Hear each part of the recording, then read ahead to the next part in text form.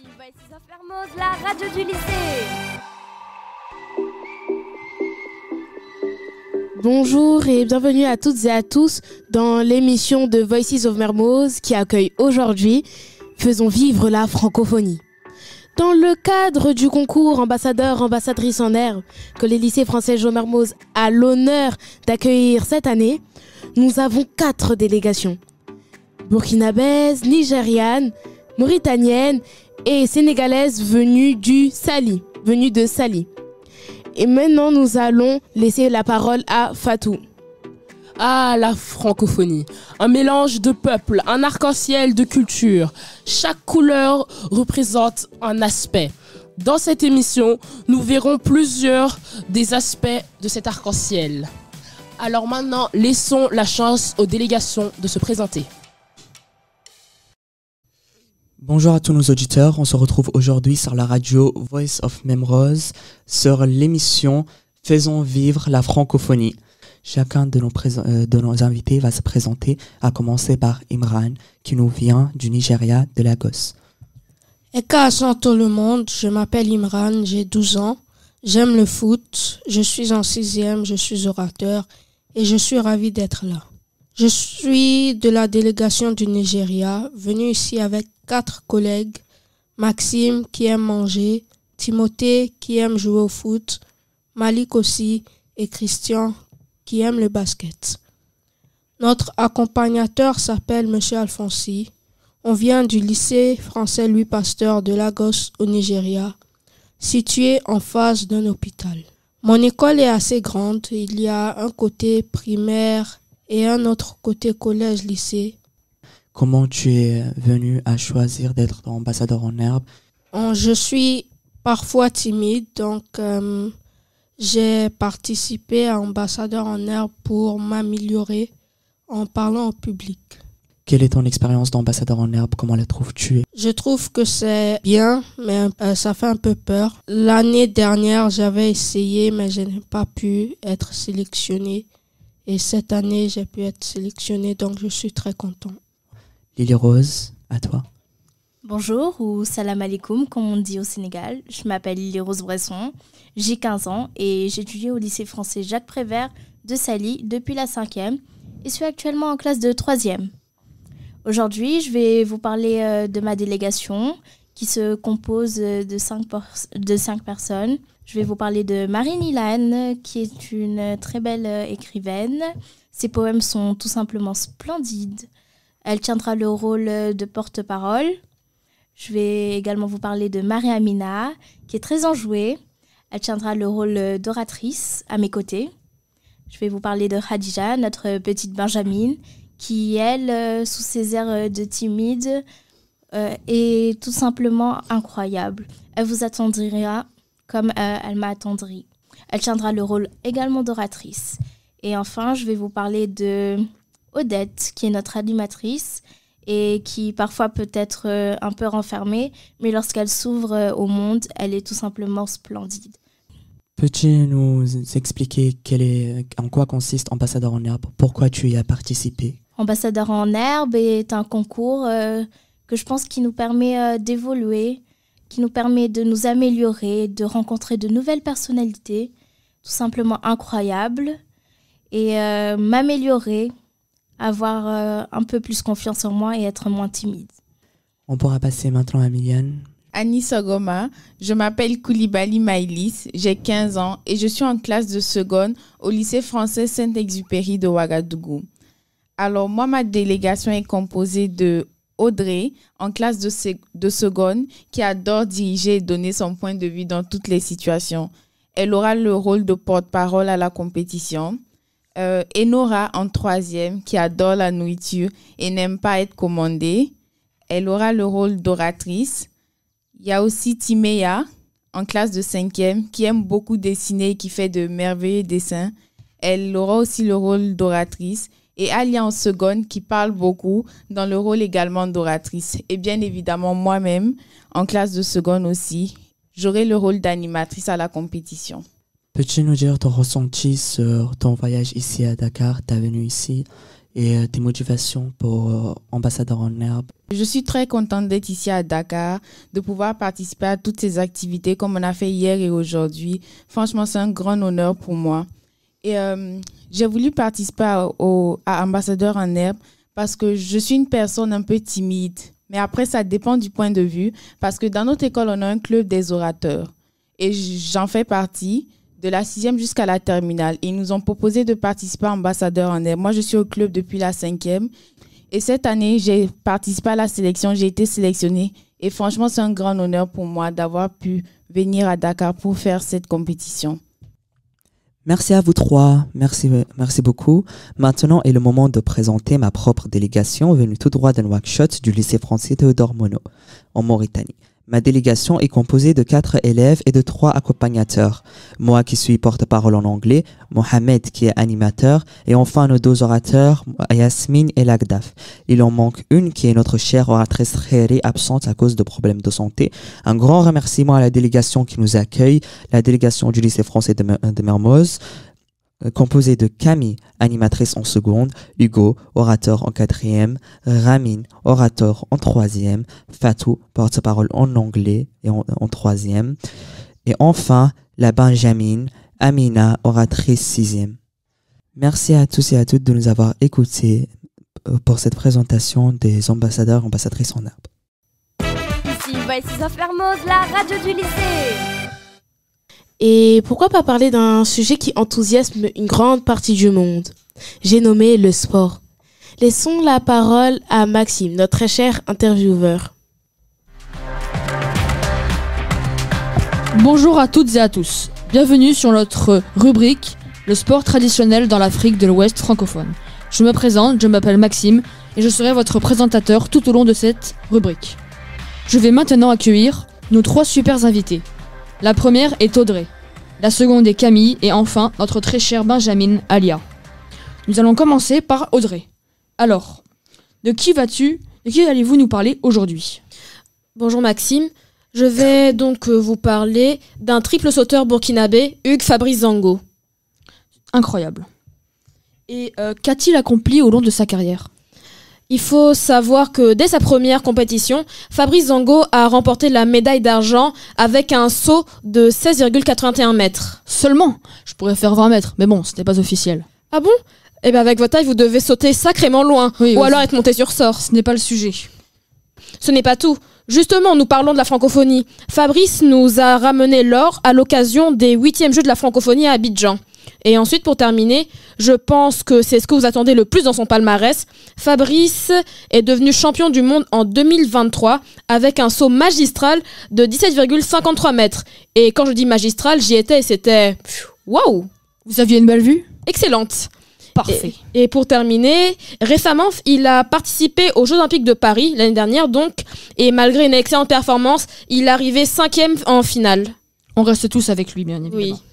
Et tout ce palmarès avec seulement quel âge? 31 ans, bientôt 32. Incroyable. A-t-il fait des études en parallèle?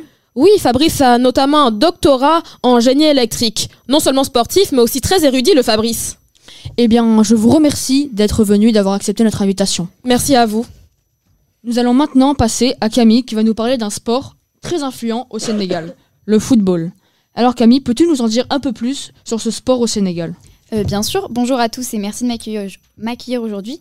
Donc l'équipe de football sénégalaise, elle a été créée en 1961 et lors de la CAN, donc qui est la Coupe d'Afrique des Nations, en 2019, elle a été jusqu'à la finale, mais elle va finalement s'incliner face à l'Algérie 1-0. Et est-ce que le Sénégal a remporté un jour la CAN? Bien sûr, l'événement le plus marquant de l'histoire du football du Sénégal reste la victoire de l'équipe du Sénégal, plus connue sous le nom d'ailleurs des Lions du pays de la Teranga, donc à la CAN en 2021, qui est leur première victoire de la CAN et la seule jusqu'à présent. Cela nous a fait vibrer. Mais quel pays avait-il éliminé avant d'avoir gagné cette superbe compétition? Tout d'abord, il y a le Cap-Vert, puis la Guinée équatoriale, ensuite le Burkina Faso, et puis du coup, elle a gagné la finale face à l'équipe de Mohamed Salah, capitaine de l'Égypte, au tir au but. Je n'imagine même pas la joie des Sénégalais quand ils l'ont vu. Tout à fait. L'ancien président sénégalais Macky Sall ne cache pas sa joie. Il décrète la journée du lundi 7 février 2021 férié, chômé et payé après la brillante victoire, je cite, du Sénégal face à l'Égypte le dimanche 6 février pour la plus grande joie des Sénégalais. Mais alors qui est l'entraîneur de cette fabuleuse équipe qui a mené cette équipe à la victoire? Il se nomme Pape Thiaw et le capitaine de cette équipe est Kalidou Koulibaly. Mais bien sûr, le plus connu des joueurs reste Sadio Mané. Merci d'être resté avec nous. Nous allons maintenant passer à Alia qui va nous parler de la lutte burkinabèse, présentée par Alia. Alors Alia, peux-tu nous parler de ton sport? Ah oui, alors bonjour et merci de me recevoir. Tout d'abord, la lutte burkinabé a été inventée par Frédéric Rubio et le premier championnat a eu lieu en 1984. D'accord. Et ce sport est pratiqué vers quelle saison? Il est pratiqué pendant la saison sèche car ça permet que le sol ne soit pas glissant pour que les adversaires tombent et se fassent mal. D'accord. Et on connaît tous la lutte sénégalaise, mais quelle est la différence finalement entre la lutte burkinabé et la lutte sénégalaise? Dans la lutte sénégalaise, le but est de donner des coups à son adversaire ou alors le soulever en le faisant tomber, alors que dans la lutte burkinabé, les coups sont interdits et le but est d'attraper le pied de son adversaire et de le retourner au sol. D'accord. Merci d'être resté jusqu'avec nous et à bientôt. Merci. Merci pour cette rubrique fort intéressante. Mais tout ce sport ne nous a pas donné faim. Moi en tout cas, j'ai une faim de loup. Donc, je te propose de passer à la rubrique gastronomie pour nous donner des idées de repas, par exemple.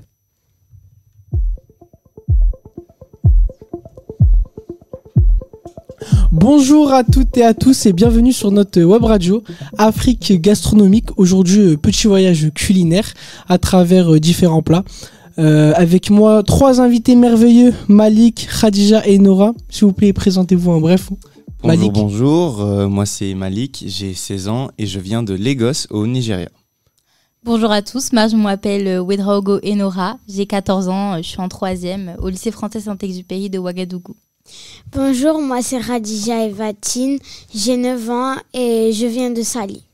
Ces 3 invités vont chacun nous parler d'un plat de leur pays. Préparez vos papiers. Alors sans plus attendre, je vais leur poser quelques questions pour en savoir plus sur ces plats. On va commencer par vous, Enora.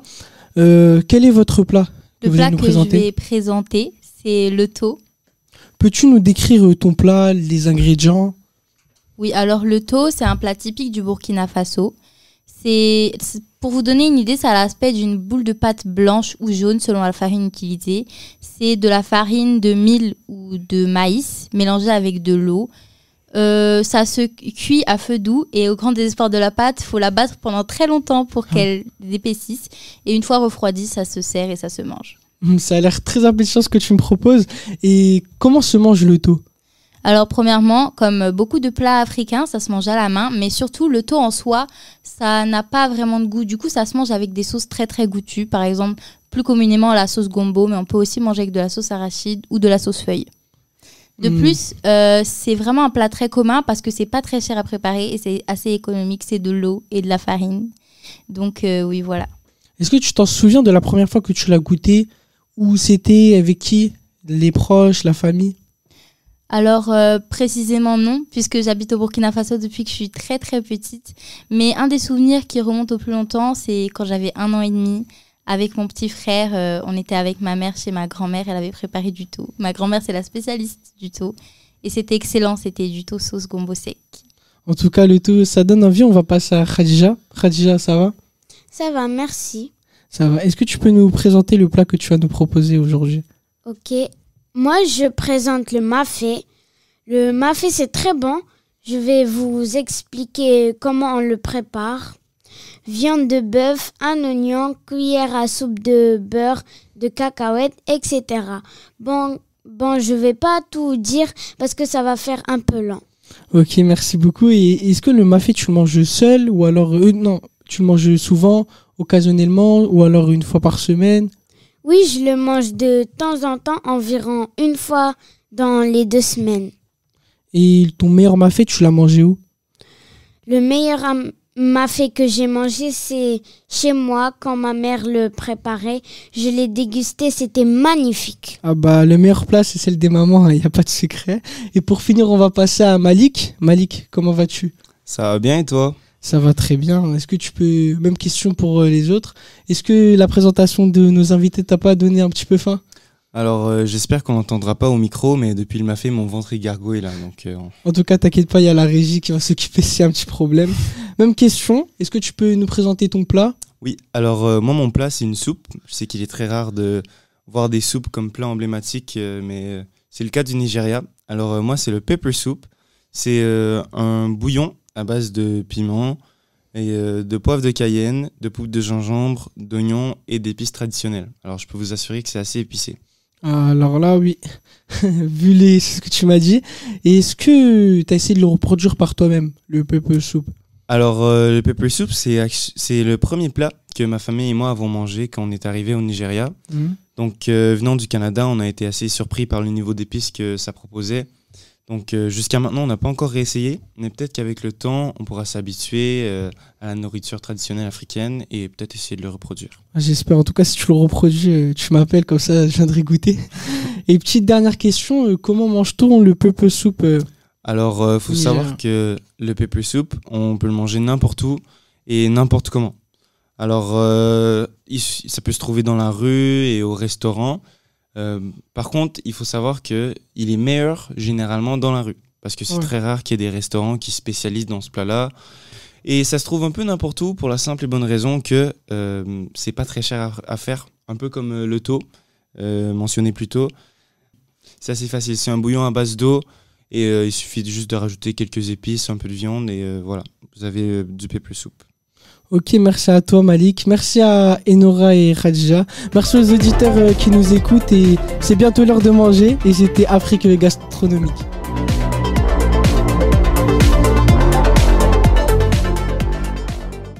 Alors, j'aimerais tout d'abord remercier la rubrique gastronomie pour cette délicieuse intervention. Mais j'ai un petit problème, c'est que je n'arrive pas à choisir entre la musique et le cinéma. Pourquoi ne pas s'intéresser aux deux? Passons à notre prochaine rubrique, musique et cinéma. Bonjour à tous et à toutes, j'espère que vous allez bien. Aujourd'hui dans notre rubrique musique et cinéma, nous allons rajouter un petit plus, la francophonie. Donc dans ce thème, nous accueillons 3 invités qui vont nous parler de différents artistes, réalisateurs. Nous recevons en premier Timothée. Donc bonjour Timothée. Bonjour. Donc tu vas nous présenter le cinéma nigérian Nollywood. Alors nous t'écoutons. Alors le cinéma au Nigeria. Nollywood, le plus grand cinéma nigérian. Depuis 2009, le Nigeria est la 2e puissance cinématographique au monde au nombre de films sortis. Nollywood est comme le Hollywood africain. L'art du Nollywood relie la tragédie, la transmission de traditions, l'influence occidentale et la transmission des valeurs familiales. Les films nollywoodiens les plus connus sont Lionheart, c'est le premier film nigérian acheté par Netflix et le premier à être soumis aux Oscars par le Nigeria. The Wedding Party, une comédie romantique très populaire qui a battu des records au box-office nigérian. Et Kings of Boys, un thriller politique salué pour ses performances puissantes et son intrigue intense. La langue utilisée dans les films peut être l'anglais, mais aussi des langues locales comme le Yoruba, l'Igbo ou le Hausa.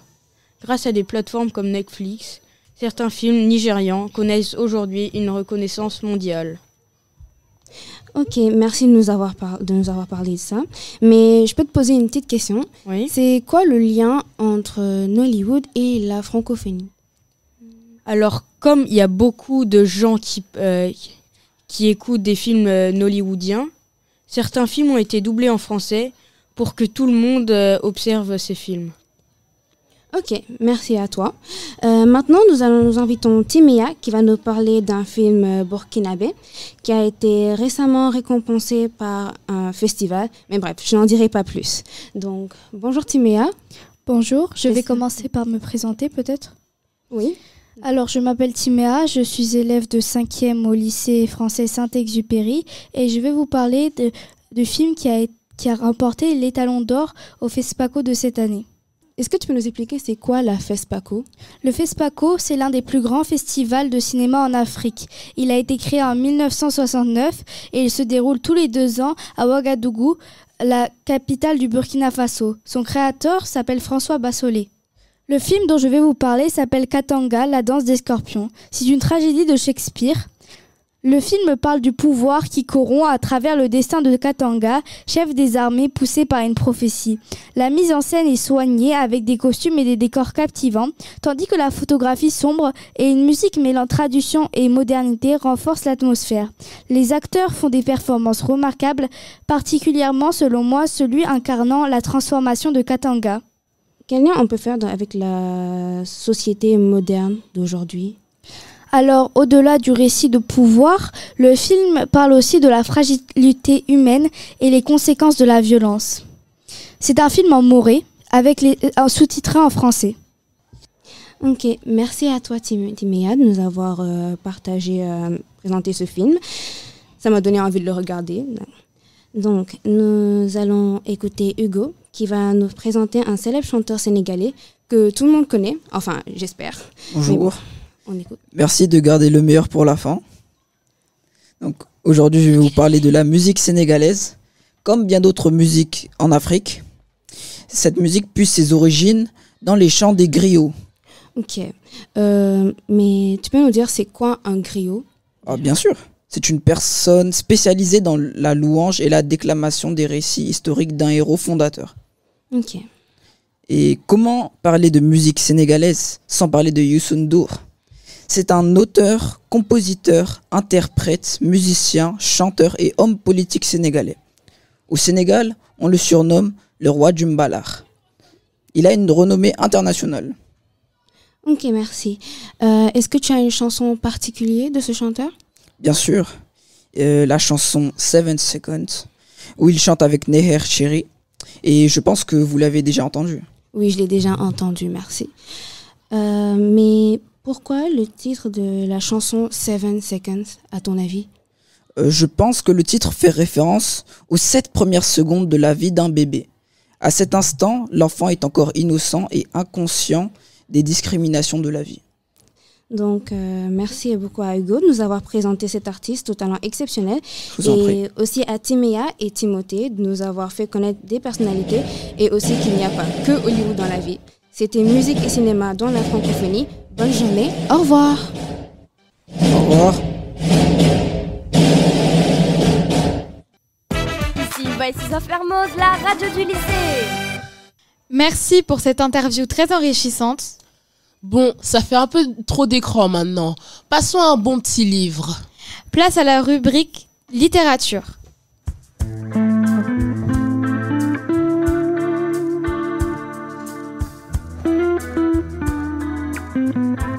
Bonjour à tous, bienvenue dans cette rubrique littérature de cette émission Faisons vivre la francophonie.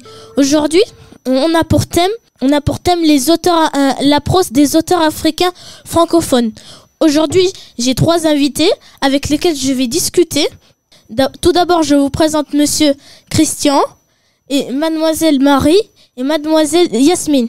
Monsieur Christian, comment allez-vous ? Bonjour, je vais très bien. Bon, hier soir j'ai eu un petit problème technique à cause d'un poisson très pimenté, mais sinon je vais bien. Ok, de qui allez-vous nous parler aujourd'hui ? Alors aujourd'hui j'ai l'honneur de vous présenter Chimamanda Ngozi Adichie. Donc en fait c'est une écrivaine nigériane et américaine d'ethnie Igbo. Bon, elle a eu son passeport américain parce qu'elle est allée vivre aux États-Unis à 19 ans. Elle est née le 15 septembre 1977 à Enugu, au Nigeria, dans le sud-est. Pourquoi est-elle si connue ? Alors, il y a plusieurs raisons.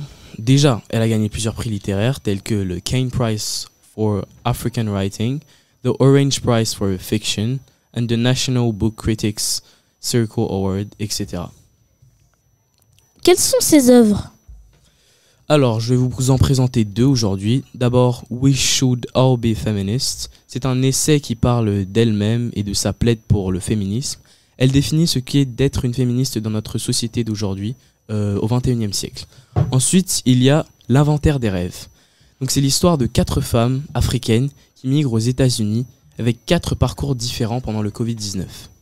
C'est bon, on a terminé avec vous, Monsieur Christian. Merci. Maintenant, Mademoiselle Marie, quelles écrivaines sénégalaises allez-vous nous présenter? Je sais que si je vous dis Sénégal, vous allez sûrement penser à Léopold Sédar Senghor. Cet auteur, qui parlait beaucoup de la femme dans ses poésies, était comme une source d'inspiration pour le poète. Du coup, aujourd'hui, j'aimerais mettre en lumière cette femme tant vénérée par cet homme politique, phare de l'Afrique et un des poètes majeurs de la négritude, comme il le revendiquait lui-même. Je vais donc vous parler de Mariam Abba, mais aussi d'Aminata Sow et de Fatou Diom.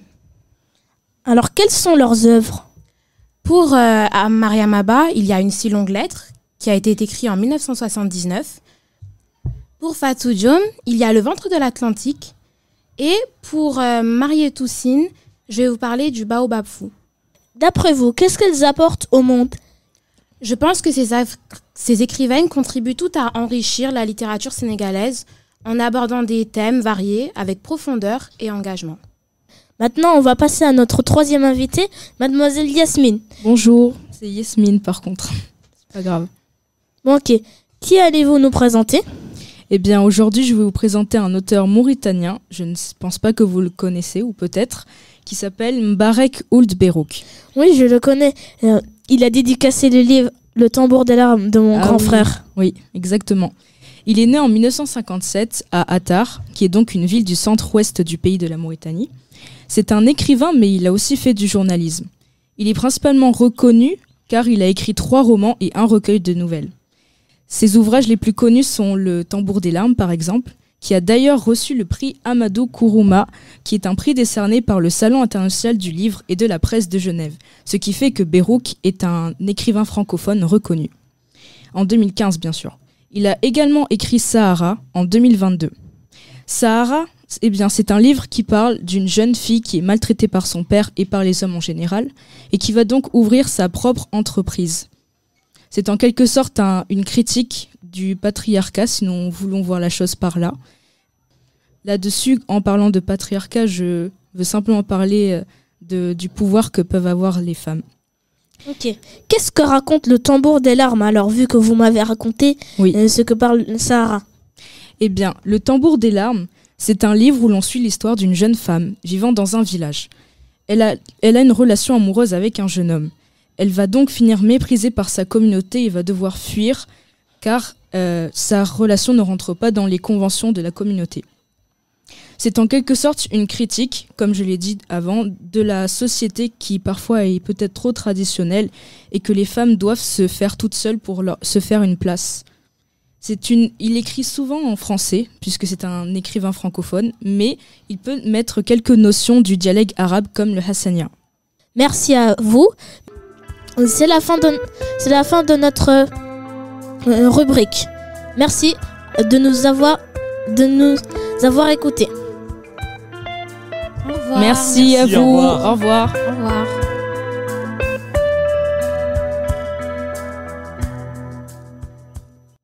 Ici Voices of Mermoz, la radio du lycée. Merci à toutes les délégations pour le temps investi dans ces projets et je leur souhaite à tous une bonne chance pour la finale du concours ambassadeur-ambassadrice en herbe.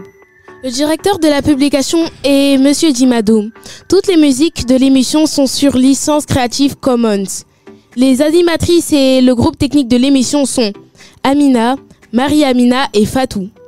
Les personnes qui ont participé à cette émission sont Mohamed Al-Ardaf, Imran, Yasmine, Timothée, Christian, Lily, Marie et Nora, Audrey, Sid Ahmed, Alia, Mohamed Saïd, Timéa, Khadija, Malik, Amin, Maxime, Hugo, Maïlis, Camille, Odette.